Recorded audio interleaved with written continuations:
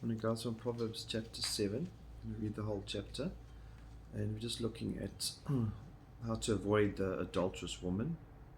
And it starts with just learning God's commandments and having a passion and desire for them. My son, keep my words and treasure my commandments within you. Keep my commandments and live, and my teachings as the apple of my eye. And so it's just to really honor God's commandments, learn them, have them close to you. It goes on to say, bind them on your fingers, write them on the tablets of your heart, so they become part of you. They're not just something that you forget so easily. And Deuteronomy talks about binding them as a sign on your hand, and they shall be frontlets between your eyes. You shall write them on your doorposts of your house and on your gates. And so the word of God should be always in our minds. We should be applying it, we should be treasuring it. Verse 4, say to wisdom, you are my sister, and call understanding your intimate friend, that they may keep you from the adulteress, from the foreigner who flatters with her words. And so from verse 5 we look at some of the warnings of the adulteress. First of all, it's just having those commandments clearly in your mind so that you know the warnings, you can see the warning bells, you can know what to do in these situations. The first thing is be aware of flattery. We get trapped by people puffing us. We all like to be told how wonderful we are and how good looking, etc. And so that's the first thing that happens, is the flattery. And it goes on to say, for at the window of my house I looked and through a lattice, and here's someone observing the fool who just walks down and lands up in her house, in the adulterer's house. I saw among the naive and discerned among the youths a young man lacking sense, passing through the street near her corner, and he takes the way to her house. And that's the first mistake, is that we need to avoid where we know there's trouble. We need to avoid the streets where there's prostitutes. We need to avoid going to websites where we can get lured in. And so the problem now, he's in the wrong place. And so that's wisdom, isn't it? And so he's taking the place to her house in the twilight, in the evening, in the middle of the night, and in the darkness. That's verse 9. And that's how Satan works, undercover, in the dark. That's when the evil happens, when adultery happens. It's at night. Behold, a woman comes out to meet him, dressed as a harlot and cunning of heart. Not only is she a flatterer, but you can see she's seducing him with looks as well. Not dressed covering up, but dressed exposing herself. She is boisterous and rebellious, and that's her character. Not only flattery, she's not a quiet, submissive wife, gentle.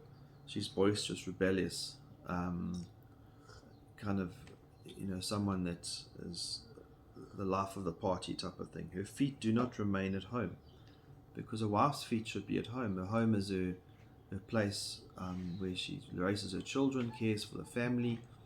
Titus 2 says she must be busy at home. Timothy talks about she's the manager of the home, and so her home should be her base. And so when she wanders away from her home, she's up to mischief. She is now in the streets, now in the squares, and lurks by every corner. So she seizes him and kisses him with a brazen face and says to him. And so now, from the flattery lips to the seductive looks, and now to the kiss. And you can see the progression of sexual immorality and how you get drawn in. I was due to offer peace offerings. Today I have paid my vows. And so she's justifying her actions. She's made right with the Lord. She's in the right place.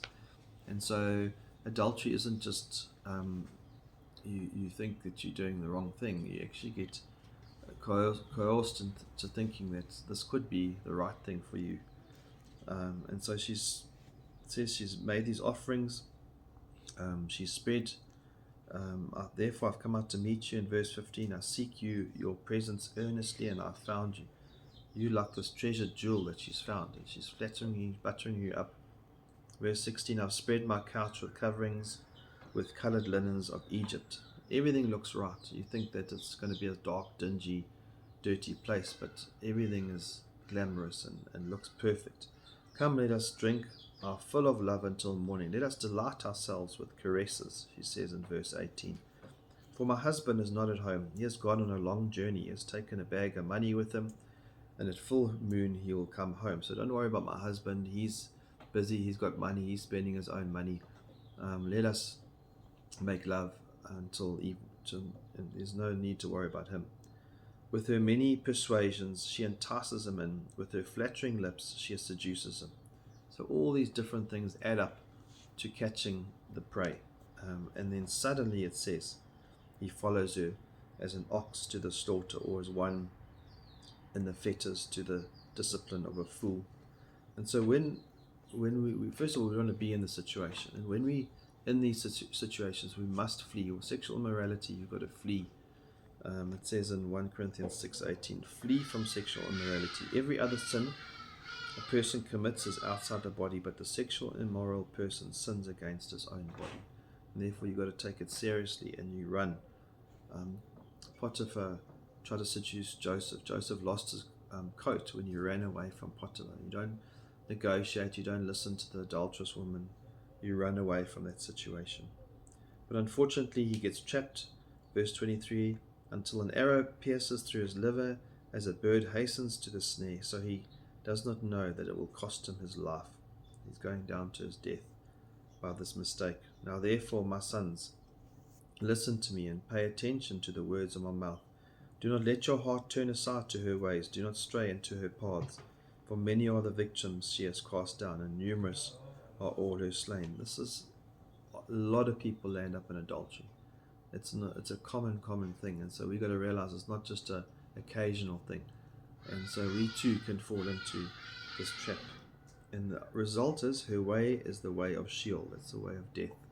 It's the way of the grave, descending to the chambers of death. So let's make sure we keep that marriage bed pure.